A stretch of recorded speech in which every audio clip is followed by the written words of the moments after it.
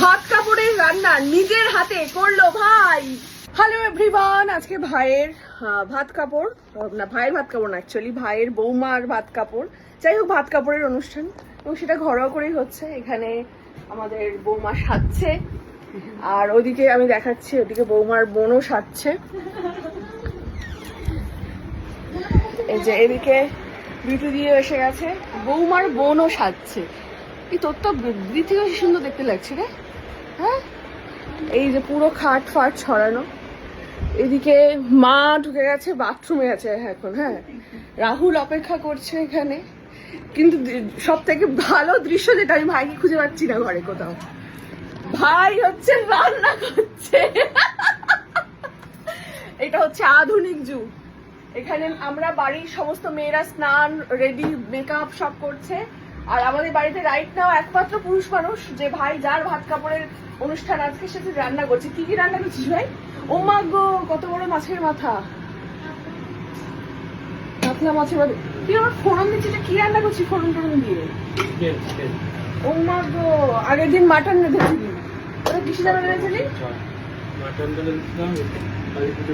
কালী পুজো বাদে। এটা হচ্ছে কাতলা মাছের ঝাল, কালিয়া হবে। আচ্ছা, আর এটা হচ্ছে চিকেন। নিজে দায়িত্ব নিয়ে রান্না করছে। উমা, এটা সবার মাছটাও ভালো দিল। তুই রান্না এত পড়তে যাচ্ছি কি করে, কবে থেকে হলি? হ্যাঁ, ও বাইরে যখন ওর পোস্টিং ছিল তখন ও রেঁধে রেঁধে একদম পাকা হয়ে গেছে। আমি ভাবতে পারিনি যে ভাত কাপড়ের রান্নাটাও নিজে করবে। ও মাই গড, এরকম কি কেউ দেখেছ কখনো? সত্যি গর্ব গর্ব হচ্ছে আমার ভাইকে নিয়ে। দেখেছি রাহুল, বল কেমন লাগছে তোর, তোর অনুভূতি কি? এই যে ভালো লাগছে, কারণ আমিও রান্না করতে খুব ভালোবাসি। আচ্ছা, চিকেনের নাম কি? রেসিপিটা কি চিকেনের? দো পেঁয়াজ আছে। দো পেঁয়াজ, এখানে তো প্রচুর পেঁয়াজ আছে, তো দুটো পেঁয়াজ তো নেই। অনেক পেঁয়াজ আছে, তাহলে মাল্টি পেঁয়াজ আছে। চিকেন মাল্টি পেঁয়াজা। আচ্ছা, আর কি হচ্ছে? আচ্ছা, চিকেনটা পড়ে যাবে এবারে এখানে।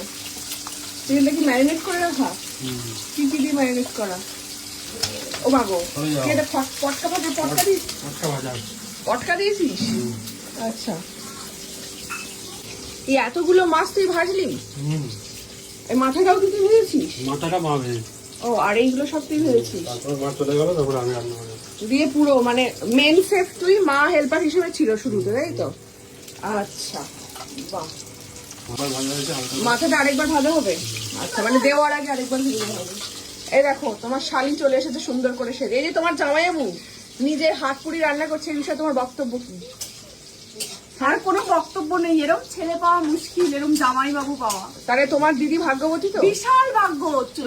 কপাল ছোট কিন্তু রাস্তা অনেক চওড়া, কপালের মানে মুখ ছোট কিন্তু চওড়া কপালের ভাগ্য পেয়েছে। এরকম ছেলে পাওয়া সত্যি ভাগ্য। সত্যি, এটা আমিও ভাবতে পারিনি যে রান্না করছে এরকম।